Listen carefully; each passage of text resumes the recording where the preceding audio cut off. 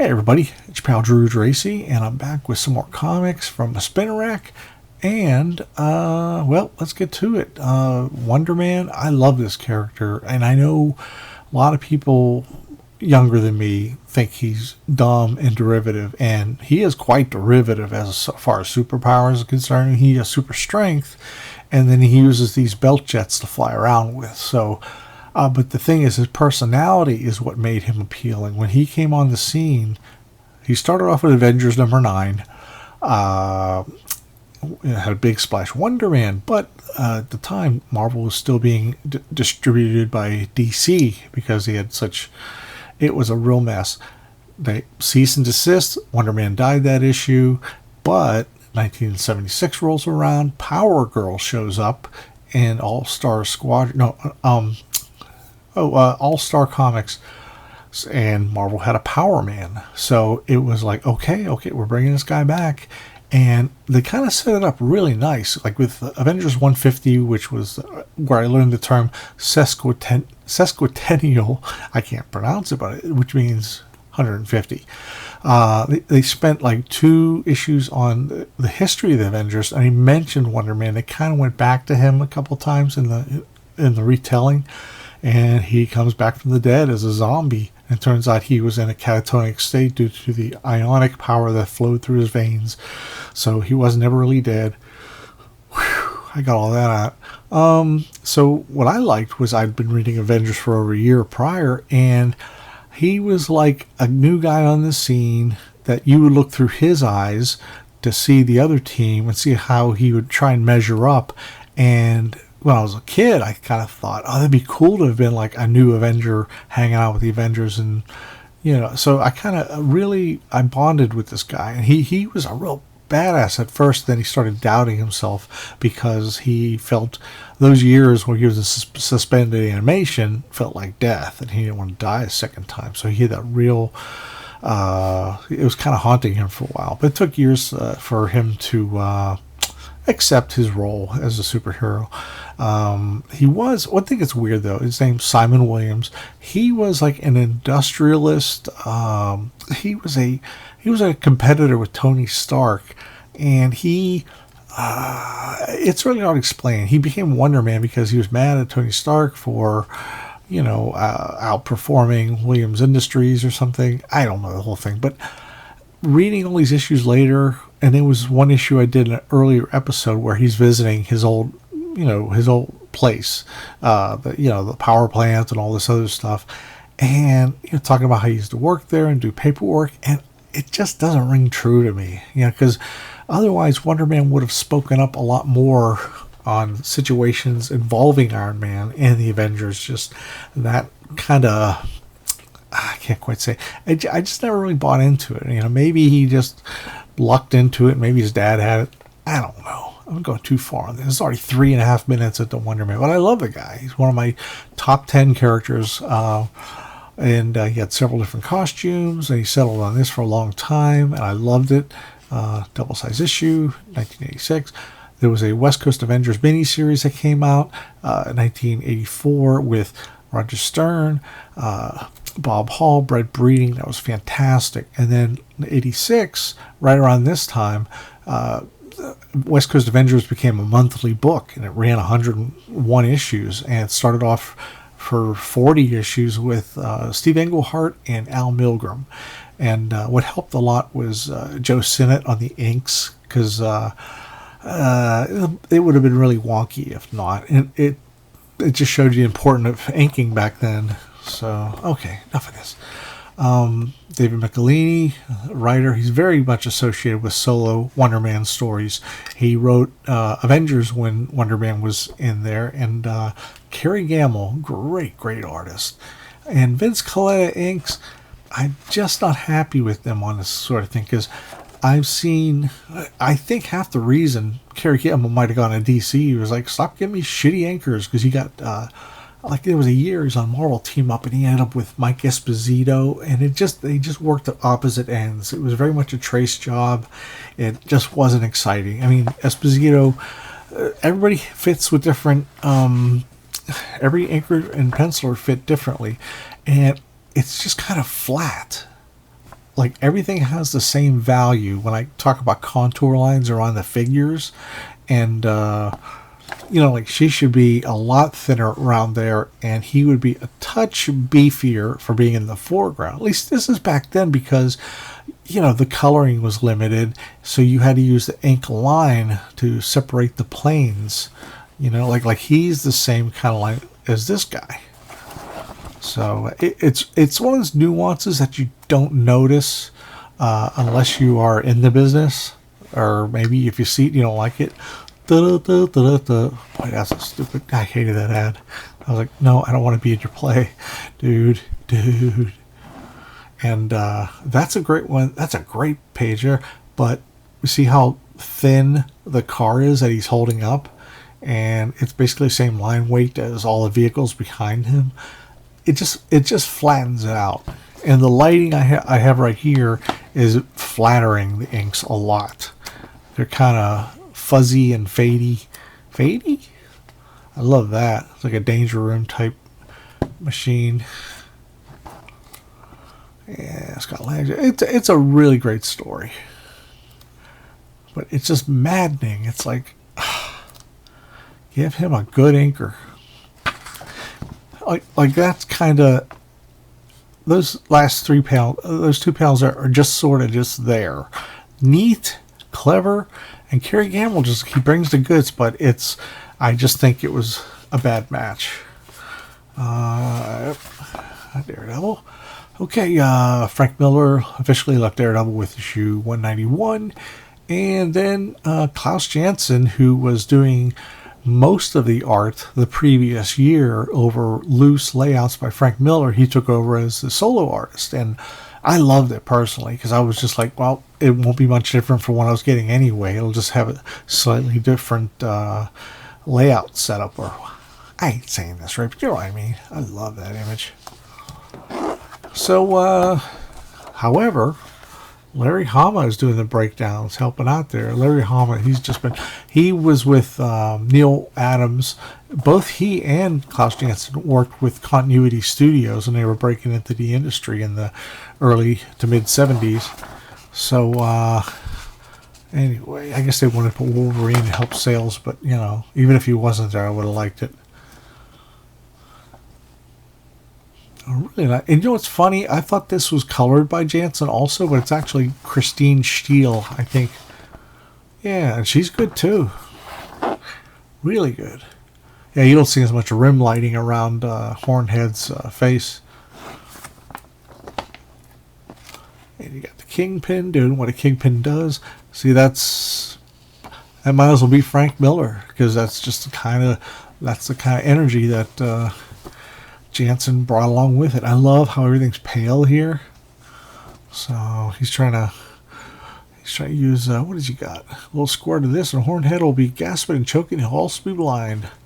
So it's like Mace, I guess. But he opens his door, goes back. It's Turk. Turk is like this punching bag. And Wolverine is a smart ass. Not bad. A little on the sissy side. So you see him do the dramatics. That's probably my favorite face in the whole issue. I love that. So they're out to get the bad guys. They're climbing all over. They're down at the docks. Everything happens down at the docks. Any idea how many? I count 20. Good. So they start raising some hell. I'll tell you what. I love Wolverine's brown and orange costume 10 times better than the blue and yellow, because that looks too comic bookish. But when Byrne changed that costume, he said, well, he would probably blend into the woods a little bit better, and the yellow and blue was kind of too superhero-y for the kind of guy that he was. Now we're going on to, from the great to the not so great. Tiger Girl got this out of the dollar bin, and because it just intrigued the hell out of me. It came out in 1968, Gold Key, which I think also was Dell Comics. I think they were two divisions of the same comics company. I don't know why. Maybe it was a tax dodge or something. I don't know.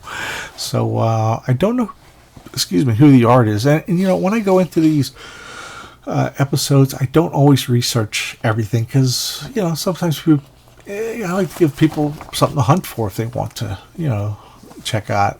'Cause right now I'm having a hard time picturing it. But if anybody has an idea, leave a message below. It's solid storytelling. It's just not that riveting, but and this, it all depends. Like I love old comics like this that are kind of really not that great. I love this.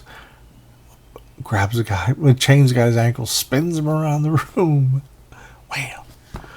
And, I have to kind of be in the mood for something so wonky like this. It all depends on, I like that. That's nice. That's nice. But, and there's a lot of other little stuff for little kids. And it's fun. It's fun. It's wacky. I'll have to see if it's, I detect fraud. That form in the chair is not a living being. Okay. I'll take your word for it, Pally.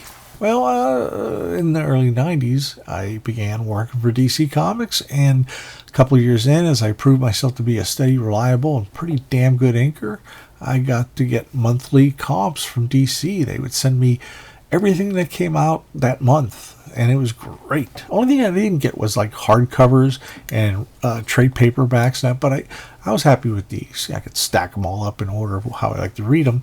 This is a one-shot reprint of some of the best stuff of House of Mystery from the early 70s. I've said this many times before. DC had tons of really good, actual scary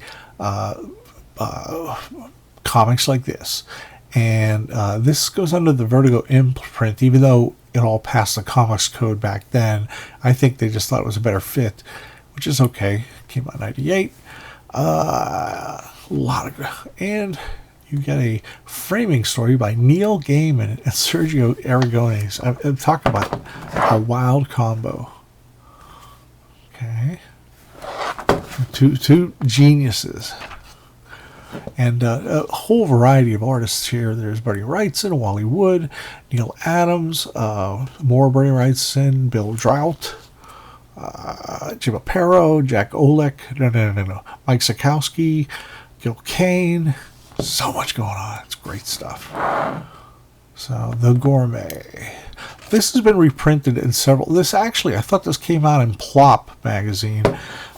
It is, this guy loves frog legs. More and more and more. Need more frog legs. So, eventually here's all this thud, squeaking and that, and the frogs are on wheels. And, bad things happen. Okay, that's Wally Wood.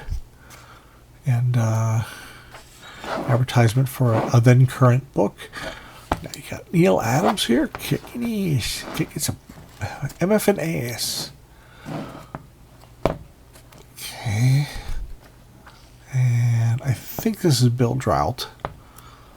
I think so. Okay. Jim Aparo, script by Joe Albano, who did a lot of great writing in the 70s. Plot by Joe Orlando, the editor, who he'd been around a long time. I think he was an EC creator too from the 50s. I'm not sure, but he just amazing stuff. It's a lot of fun. It's a lot of fun. Gil Kane, baby. Gil Kane. That's sort of a real old thing now where guys get drawn into a comic, but back then it was fairly fresh. It's beautiful, beautiful work. He's inking himself on this, and he inked himself a lot lighter back then.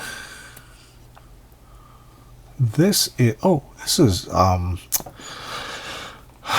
give me a second. This is Alex Nino, who is just like incredible. I would give anything to be able to draw like him. He's just such a, I don't know what, he's such a unique voice.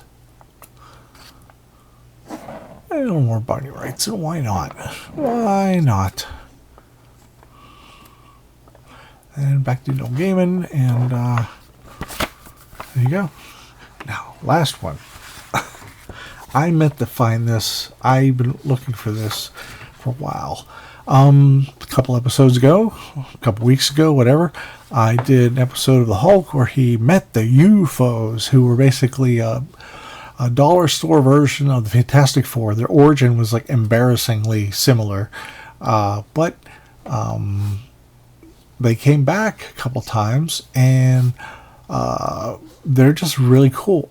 Ironclad is great. Like, he could, if somebody puts boiling oil on him or whatever, he's in a furnace, he gets red hot and can like burn through anything. And that's Vector. He can cause things to jump back. X-ray, shoots X-rays, I guess. She's like a mist type gal. This is Dale Keown. That is Dale Keown, just a little bit before he joins Image. So that's Betty, the much improved Betty Ross, from being a frump from what she was before. Now this is the Hulk that was intelligent. It was after Dr. Sampson put Joe Fixit, Bruce Banner, and the Hulk together in the same brain, and it was okay. I liked it. How about that? Now, they look badass. In that previous episode, they look corny and stuff, but that pose is magnificent. And they look, like they're going to do some damage. Colors by Glynis Oliver, who I've always loved her stuff. And what's more important about this is the benefit of flat colors is that you can do the complex stuff with Dale Keown without putting a color hold on his work to diminish the detail. Sometimes color will enhance it, but I've seen a lot of times where it diminishes the detail. There he goes. How about that? Love it. Look at that pose of Vector. That's perfect. Is this gawky guy? That's just heavenly stuff. For a while there, man, they were getting all the great artists on the Hulk. I even like Jeff Purves. A lot of people diss on him, but I liked his stuff because it was different. You could have used a better inker, yeah. But really, really great stuff. So that's it for my comic books from the spinner rack. Any comments you want to add below? Any corrections? Please, I welcome that. Please hit like and please subscribe and leave as many comments below as you want. And I ain't going to delete them because, hey, we're all here for comics and here for fun. And if I brought back some memories that you'd like to share, I would love to read them. So that's about it. And it's getting late, getting past my bedtime. And also my printer just decided to clean itself. So I better get off while I'm still audible. So hey, take care, everybody, and enjoy comics.